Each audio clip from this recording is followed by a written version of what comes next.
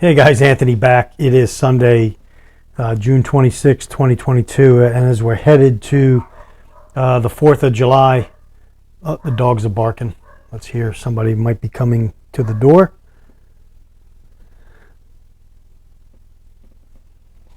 My dogs are very good watchdogs. They hear everything, and they alert me to people coming to the door, deliveries, etc. So very good companions, as well as a free alarm system.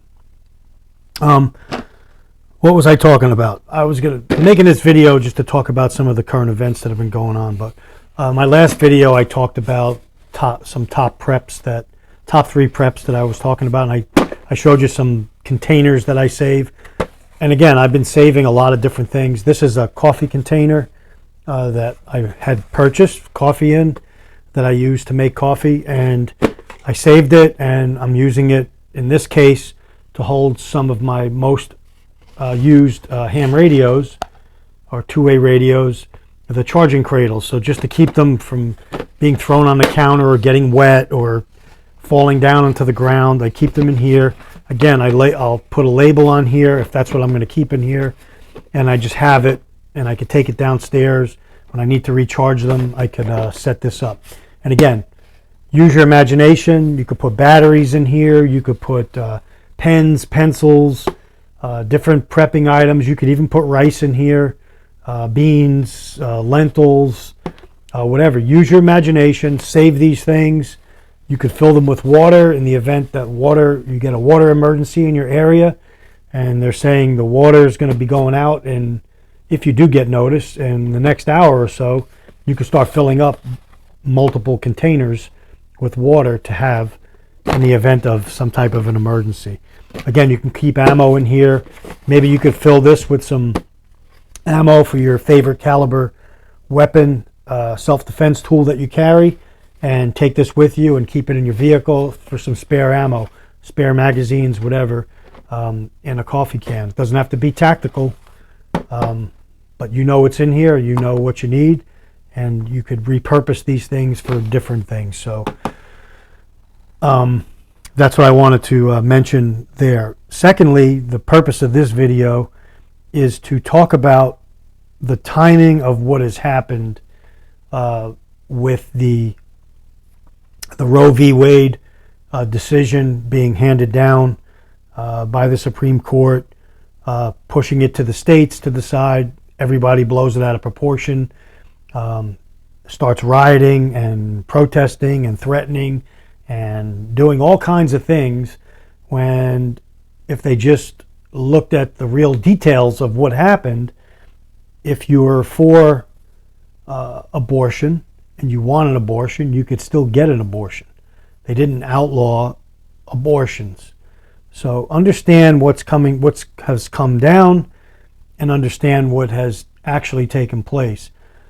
And what I believe is going on with the Roe v. Wade, I think the timing is very peculiar, going into the November elections that are coming up. Those running for office that are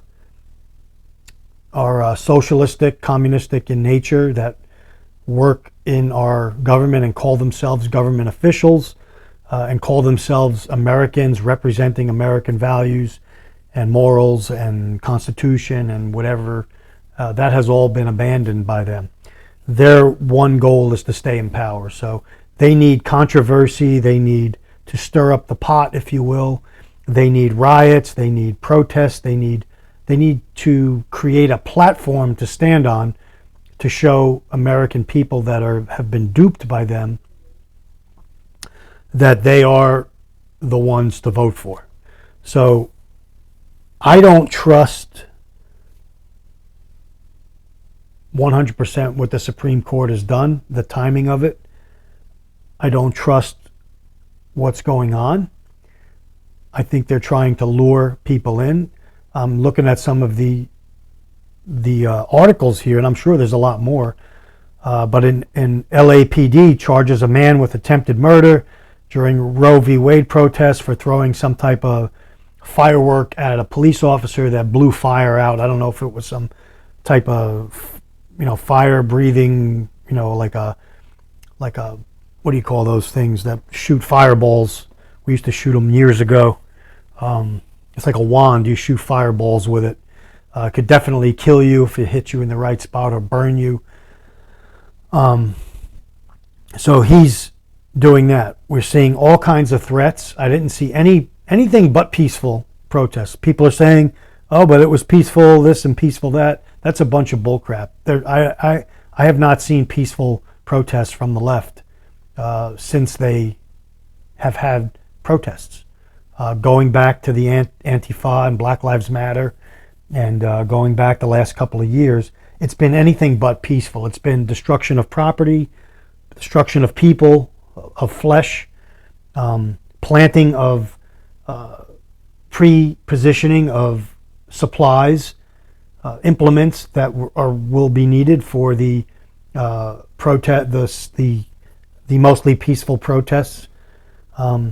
It's not mostly peaceful when you get your head bashed in, you get your car stopped in the middle of a highway and you get pulled out and beat up, and death threats against you. That's not peaceful protesting. And secondly, it's the dichotomy, I guess is the word, a duality of what the left deems a justified protest, which I guess these are, because these people are allowed almost to do anything they want. And you have the police doing the dance with them. I've talked about it in other videos. They come out with the shields and they line the streets and they want to make people think that they're quelling any violence or stuff that's taking place, when if this was the right saying, let's say the right, let's play make-believe.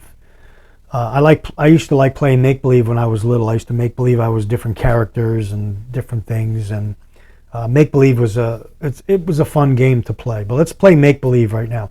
Let's make believe that the right, or people for supporting the Second Amendment and what it states, came out and said, if you change anything about the Second Amendment in what's already written, we're going to have a day or a week of rage and riots, and if the Supreme Court came down with some type of ruling that hampered the Second Amendment or discredited it, we went out onto the streets and did exactly what is taking place now. Let's just flip the tables and play make-believe.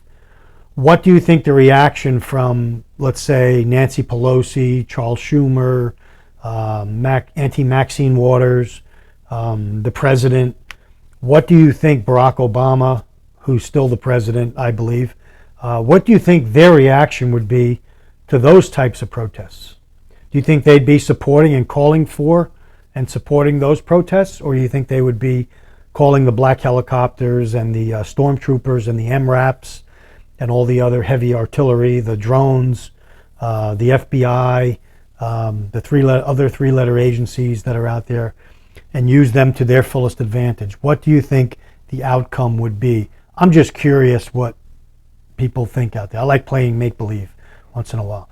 And I could do that with a lot of confidence, because you just look back to January 6th and you see what happened there, which is basically nothing. And I have videos going back. If you go on my channel back to then, I said back then, they're letting people in. What the heck is going on? This isn't no insurrection or riot or whatever they want to call it. They're letting people in. It was staged. It was planned. In fact, if you read the true, or if you watch the true video, I'll try to post it in this link, in this video from Gateway Pundit. I think it's a 30-minute video.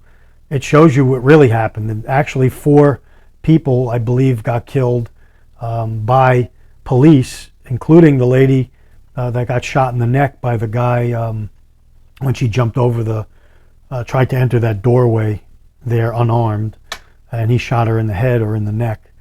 But other people were trampled to death and forced down by the Gestapo, DC and Capitol Police, and that just got shoved under the rug. But people there that were walked into the building are still in jail right now. So that's what we're looking at in this country right now. So if I were you, I would look at the last video I did on the top 3 preps I need, and I would get those assembled as soon as I could, because what's coming future, the closer we get to November elections, is going to be a lot worse than what we're seeing on the streets right now.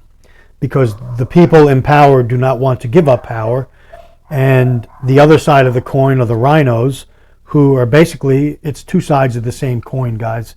It's just a game, it's just a dance they're doing. It's like studio wrestling. It's like good cop, bad cop. They all have their golden parachutes. They're all on the same page. There might be a couple that speak out here and there, but it's controlled opposition. It's just to get you to think, to stop in your tracks and get you to say, oh, there really is some good change coming. Maybe Ron DeSantis will save us, or maybe Trump coming back will save us, or maybe so-and-so will come and save us, whoever comes on the scene. No one is coming to save us. The country has already been destroyed and decimated, and it's not going back to the way it was. So we right now have to get used to a new paradigm, a new way of living, and a new way of life moving forward, because that's what we're faced with. That's what has been cast upon America. So I'll leave it at that. Let me know your comments, your thoughts, what you think about these mostly peaceful protests on the Roe v. Wade, the timing of it, the timing of the gun verdict that came down, that struck down made it a lot easier for Second Amendment. They're setting us up, I believe. I don't trust the Supreme Court. I don't trust the timing. I don't know. There's something not right with me anyway. That's my belief. Something's not right with the way things are going down. It's all too coincidental. Thanks for watching. Stay ready, guys.